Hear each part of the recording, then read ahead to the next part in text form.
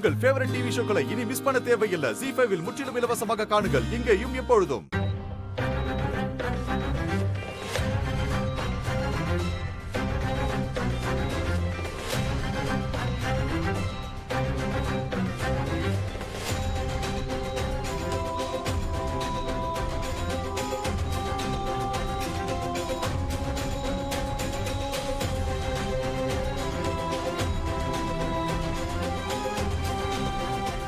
உனக்கு எந்த காயமும் படல. ஆனா இந்த இடத்துல படுத்துக்கிட்டு நீ மோகன் ஐயாவை காயப்படுத்துற. அவர் குற்ற உணர்ச்சியில தவிக்கிறாரு. அதனால இதோட உன் நாடகத்தை நிறுத்திட்டு எந்திரி.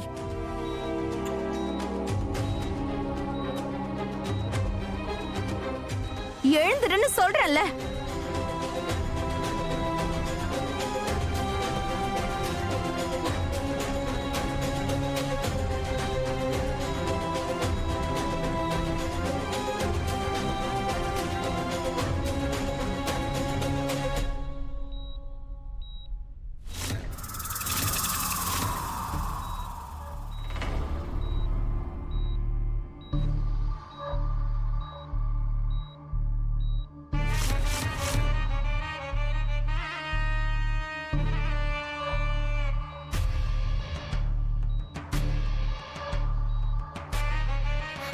எப்படி இருந்தது என்னோட நடிப்பு? நேச்சுரலா இருந்துச்சுல?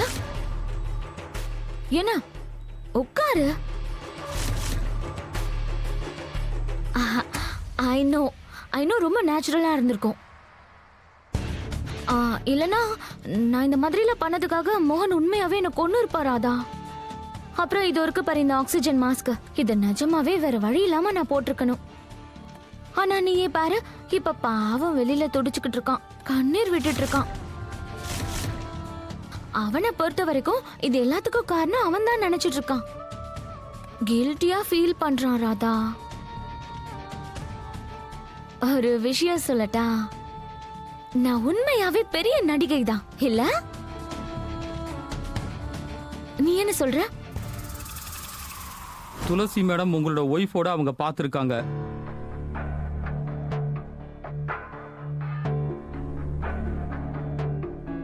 நான் தான் ஏற்கனவே உங்ககிட்ட சொன்னேனே, துளசியால எந்த விதமான அதிர்ச்சியையும் தாங்கிக்க முடியாதுன்னு. மிஸ்டர் மோகன், ஐ எம் சாரி. இப்படியே போய்கிட்டு இருந்துச்சுன்னா ஒரு நாள் கண்டிப்பா நீங்க துளசியை இழக்க வேண்டி இருக்கும்.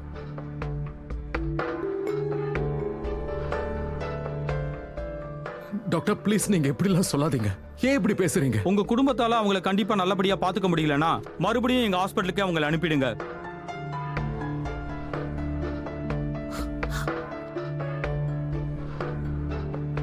அட்லீஸ்ட் நாங்களாவது இந்த ஹாஸ்பிட்டல்ல அவங்கள நல்லா பாத்துக்கிறோம். டாக்டர் சார், நடந்த தவறுக்காக நான் உங்ககிட்ட மன்னிப்பு கேட்டுக்கிறேன். நான் உங்களுக்கு சத்தியம் பண்றேன், இனிமே துளசியை நல்லபடியா பாத்துக்கிறோம், எந்த குறையும் இருக்காது.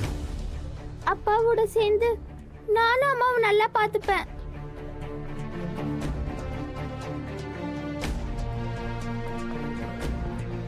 நான் என் அம்மாவுக்கு எதுவும் ஆக விட மாட்டேன். Excuse me. ஓகே.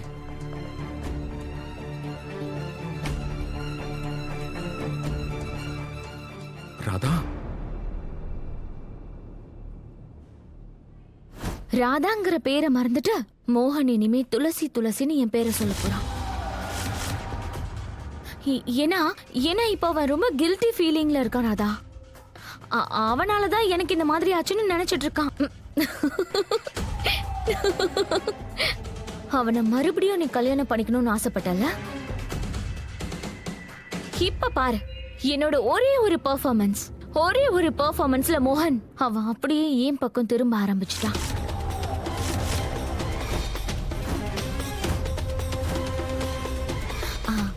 அப்புறம் எனக்கு என்ன தெரியுமா தோணுது, என்னோட இந்த பெர்ஃபார்மன்ஸ்க்காக நீ கை தட்டி ஆகணும்.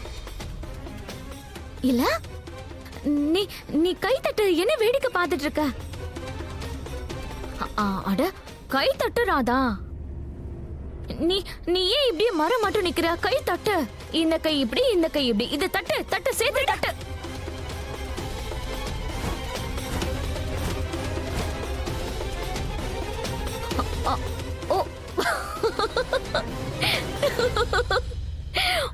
நான் மறந்தே போயிட்டேன். உனக்கு எங்க கைத்தட்டெல்லாம் தெரிய போகுது? உனக்கு கண்ணத்துல அறைய தானே தெரியும்.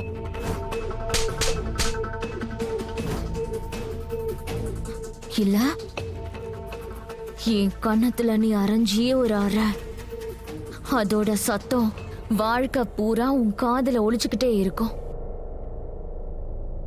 உன்னால என்னைக்கும் அதை மறக்க முடியாத, மறக்க விட மாட்டேன்.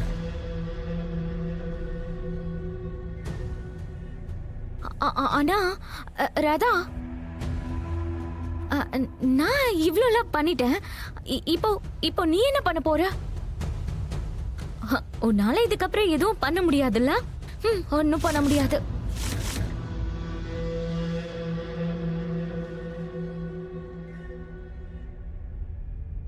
ராவணன், துரியோதனன், இரண்யகசிபு இவங்கெல்லாம் கூட அவங்க என்னைக்குமே தோக்க மாட்டாங்க, யாராலையும் தோக்கடிக்க முடியாதுன்னு நினைச்சாங்க.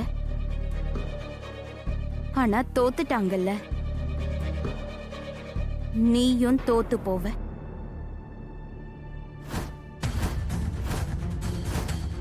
இன்னைக்கு நீ டாக்டர் சருக்கு பணத்தை கொடுத்து என் மொத்த குடும்பத்து கண்ணிலையும் மண்ணு தூவிட்ட. ஆனா சீக்கிரமே நான் ஒரு நல்ல டாக்டரை கூட்டிட்டு வருவேன். அதுக்கப்புறம் உன்னோட முகத்திரைய கிழிப்பேன். அன்னைக்குதான் நீ தோத்து போவ, நான் கைய நல்லா தட்டுவேன். ராதா, நான் ரொம்ப பயந்து போயிட்டேன். எனக்கு ரொம்ப பயமா இருக்கு ராதா.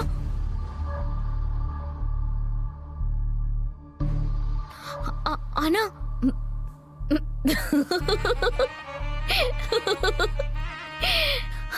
இந்த சின்ன வெற்றிக்காகலாம் நீ இந்த அளவுக்கு துள்ளி குதிக்க கூடாது ராதா.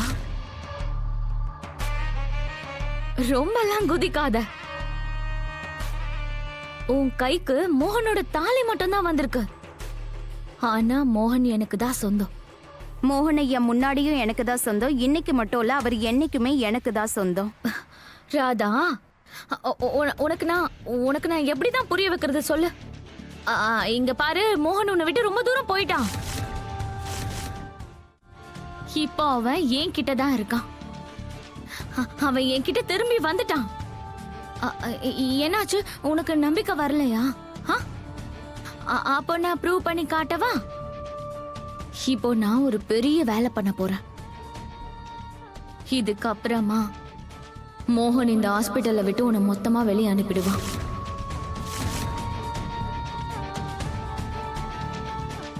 அண்ட் இன்னைக்கு இல்லைனாலும் நாளைக்கு ஒன்னு அவன் தன்னோட வாழ்க்கையில இருந்தே மொத்தமா தூக்கி எறிஞ்சிருவான்.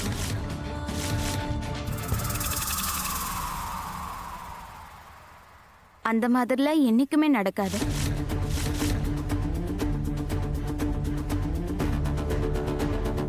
ஜீ5 ஆப்பை டவுன்லோட் செய்து அனைத்து எபிசோடுகளையும் இலவசமாக பாருங்க.